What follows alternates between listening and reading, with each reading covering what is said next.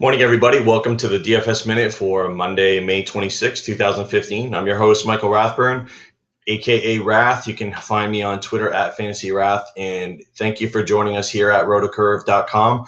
Hope everybody had a great weekend and spent some time with friends and family, and definitely celebrate the meaning of Memorial Day. Definitely shout out to all the vets. Definitely have a lot in my family for sure, and it always reminds me of my family, especially my grandfathers for sure, the guys that fought in World War II, and then also my dad who fought in Vietnam. So welcome back to DFS Baseball. It's been a couple of days off.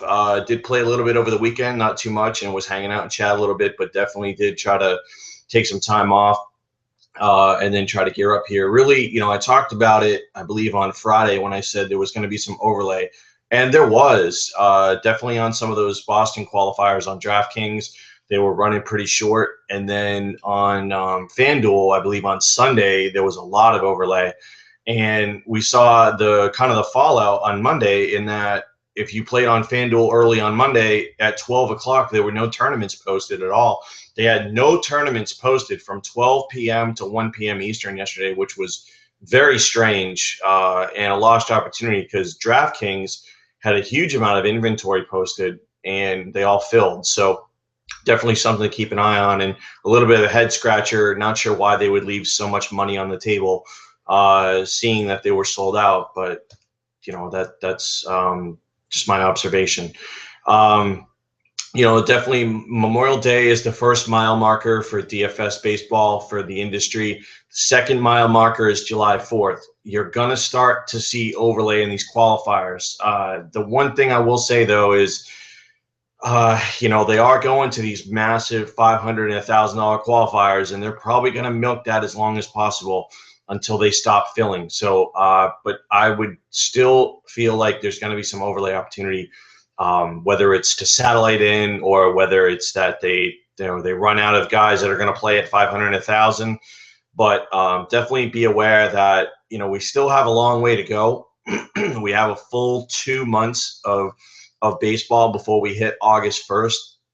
Some of the qualifying events aren't till the middle of third week in August. So there's a long time to go. And, I'm hearing a lot of guys' bankrolls are shriveling quick because they're chasing these seats early. My advice, if you're a smaller player, mid-stakes player, I would still hold out and wait unless they come up with some cheaper entries and then you can fire some bullets. I would still wait. I think that the opportunity is going to be better as we move on. So, that's kind of my theory, my philosophy. I think that we're still going to find I think we're going to have some multiple seat qualifiers coming probably, in July is when you're going to have some that'll probably have maybe 5 or 10 seats, which is crazy to think, but that's the only way they're going to be able to fill them. So that might be the best opportunity to definitely take advantage if you want to chase live final qualifiers. Big GPP tonight, big tournament tonight on DraftKings, payoff pitch, $1 million, $27 entry. They ran a gazillion satellites to get in, which was cool. They could have run a ton more, but they had some other $1 million GPPs already running this month. So, but there should be good value tonight. And hey, for $27, if you did get a seat in for less, like $3 or $5, that's great. But for 27, yes, the field is huge. I believe it's like 45,000 or entries or something like that. But it's a shot at 100 grand, and roll the dice. Throw a stack in there, throw a couple of offbeat pitchers in there. That's really what it's going to take to win. You're going to have to get a stack that no one else is on or blows up, or other hitters that nobody else is on, and a couple of pitchers that are very low owned. That's just a way to attack it. Throw your regular strategy out the window, completely out the window. So, but I'm definitely going to be shooting in that, and we'll be talking about that later on. So let's talk about pitching for today. And mostly, I'm going to do a screen share with you guys and show you the template that I've shown before, the Vegas template. But what I've done is added in the player salaries, and then we're going to start talking about how to find value and understanding why a guy might be too high priced on one site and underpriced on another site. A lot of times in our chat and our shows, you'll hear us say, hey, he's a play on this site, but he's a no play on this other site. And, we'll kind of give you the reasons why. really what we look at is what the average price is for pitching for that given day.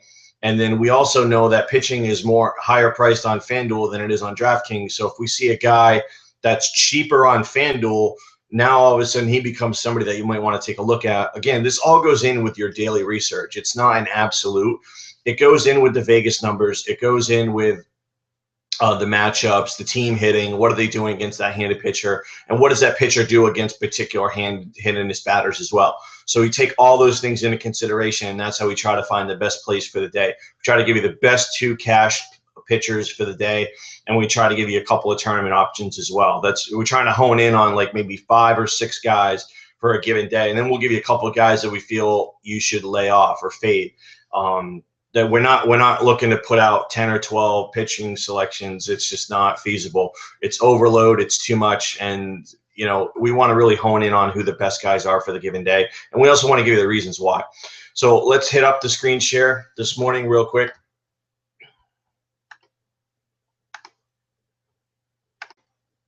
Here you go. Hopefully you guys see this okay.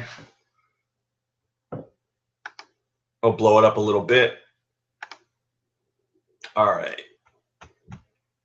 So what I did was added in, you see here the columns, FanDuel salary, DraftKings salary, fantasy aces on this side for the favorite and the dog and the favorite. We have our divider section, can hide that. Pumped in all the odds from Sports Insight this morning. And currently what I've got right now is it's sorted by salary on Fantasy Aces. So let's do something real quick.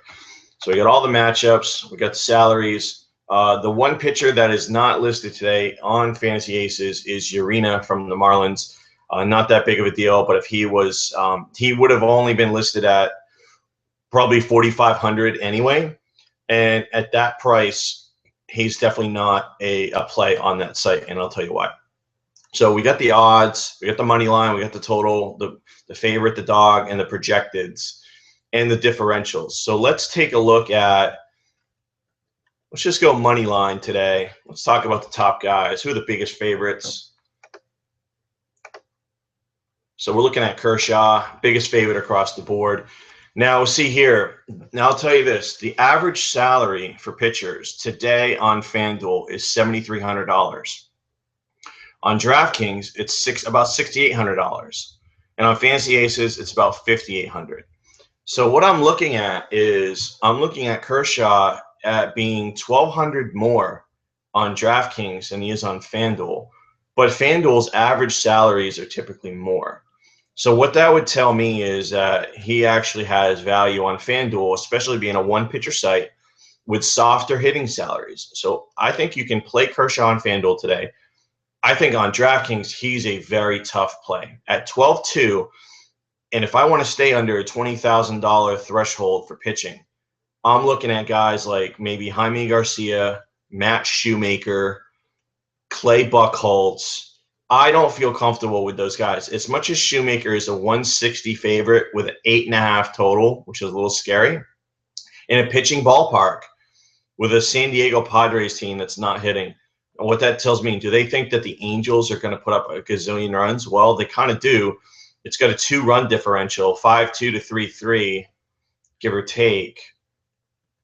You know, Despaign's been pretty bad, but still, I don't know. Shoemaker's been victim by the home run ball. So that to me is a tournament play. Definitely cannot use them in cash. I don't see a lot of guys that I feel very comfortable with. Even if I come over here, you know, it's just not on the underdog side. I don't feel comfortable with a ton of guys. The only one, you know, is maybe Hendricks, but we don't know what the weather situation is in Chicago. So who knows? Wind is usually overblown, but look, the money line is 109. So we've seen guys get burned on wind. You know, Colomb is the one guy that I look at that I think might be an option in cash because he is a total 7. He is favored going against a weak Seattle team. So I think that might be an option, but I don't feel comfortable. When I look at the pitching options today, I don't really feel great about anybody else that I match with Kershaw. Now, who I do feel great about is DeGrom. And even though DeGrom is higher priced on DraftKings, I still feel like in a two-pitcher format, I can get in a guy like Danny Salazar at 9-1, be under the 20K max. So I'm at 19-1 if I go DeGrom and Salazar today. Both are heavy favorites. This total is at 8, but that's more like because the Indians are mashing right now, and they're a really, really tough team. So I really like the direction of where the Indians are headed. And I like Salazar. He's got one of the highest swing strike percentages in the league. So DeGrom going against the Phillies, huge favorite at 196, 7.5, big run differential. He's actually at 2.4. So we get the same run differential that we did with Kershaw, but we get him at a significantly lower price. So I think like DeGrom is somebody that definitely sticks out to me, and Salazar would be another guy that sticks out to me. As we look at the heavy favorites for the day, do you feel comfortable with Garcia and Shoemaker? I don't feel great about those guys. So we move down to this middle tier. And then Bumgarner is probably the guy that sticks out the most. Bumgarner at home going against Milwaukee. The Giants are hitting right now. The Giants get on base. They walk. They have some guys that when waited on base that are up there. I think this Giants lineup, especially with Pence coming back, is dangerous. The Giants have been one of the hottest teams in baseball, and they're right there with the Dodgers. The run differential, look, the total is 7.5. It might even come down a little bit, but the fact that it's 7.5, I think is telling, because a lot of these games in San Francisco are usually 6.5, 7.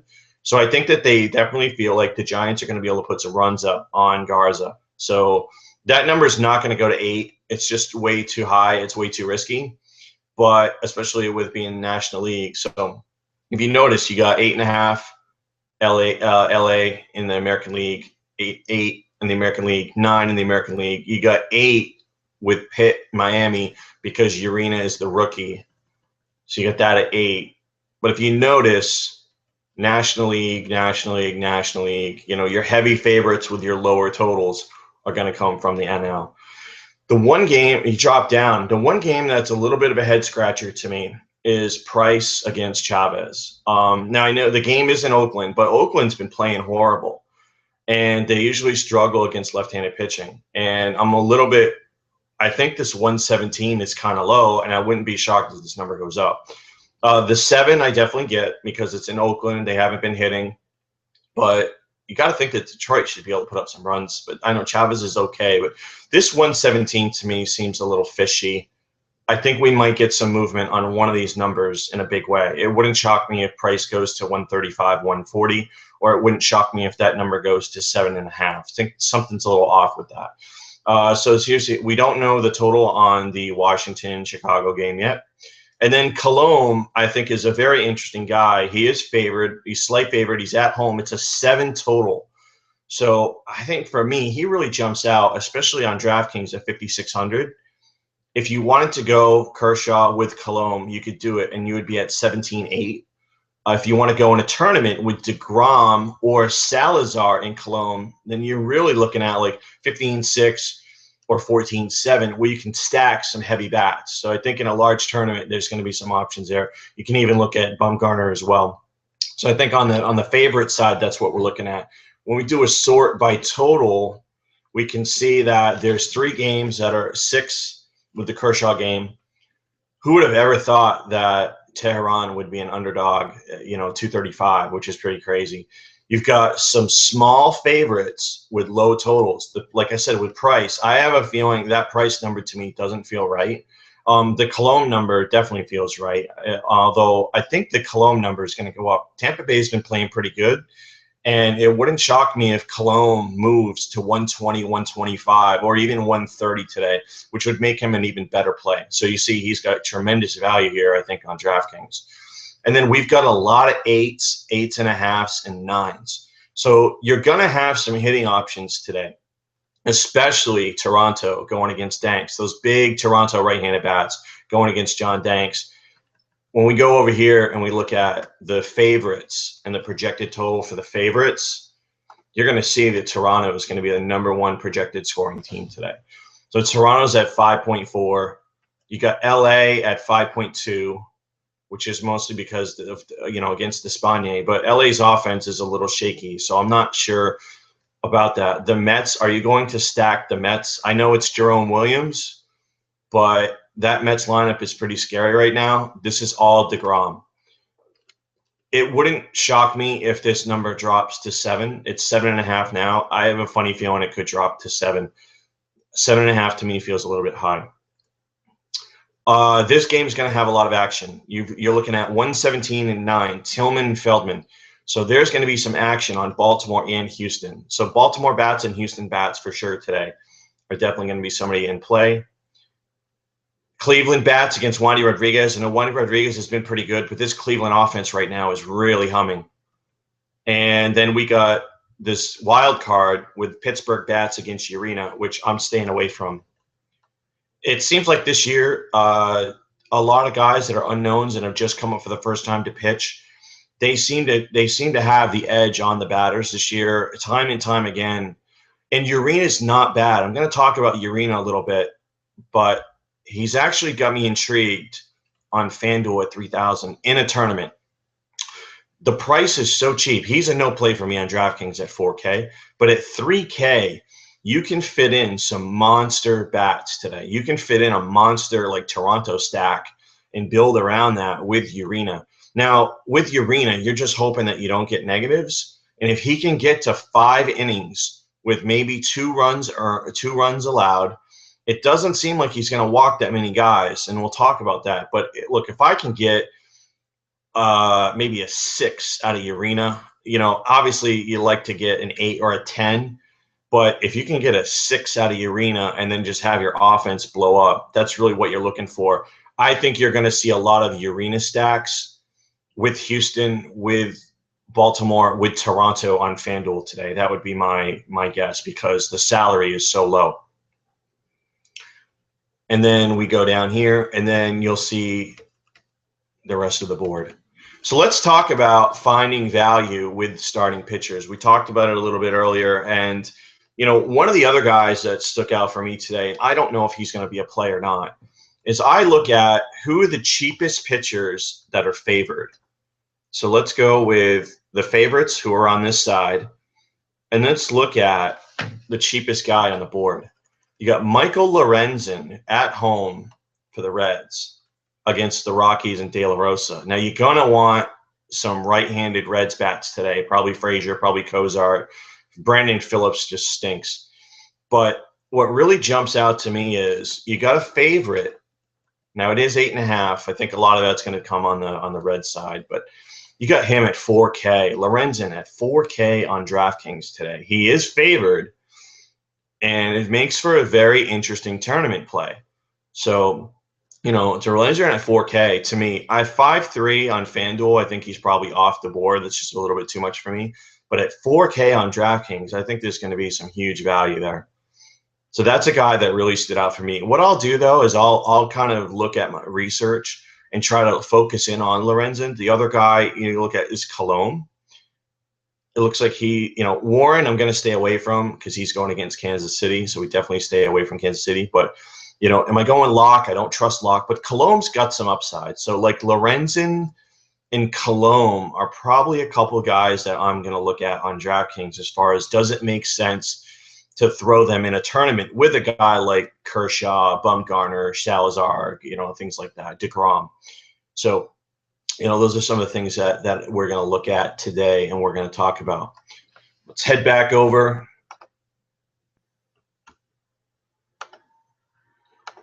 And hopefully you guys got some good kind of insight as to what we look at with the pitching charts and adding in the salaries to find value. And then what we do is we hone in on those guys. We dig a little bit deeper on Lorenzen. We dig a little bit deeper on Colomé. We look at game logs. We look at standard deviation, blow-up rates. Is this a guy who's going to go out there and get us negative points, or is he a guy who can break even and give us positive value? So that's some of the things that we're going to be looking at today, and just give you an idea of who some of the guys that you want to take a look at and how to find value with certain pitchers on why we say play him on one site but don't play him on another and why. All right, guys, that's it for today. Thanks again for joining the DFS Minute. We really appreciate it. Benny and Josh going to be back up at 12 noon Eastern with The Curve Show. As we say here, always at Roto Curve, stay classy, DFS.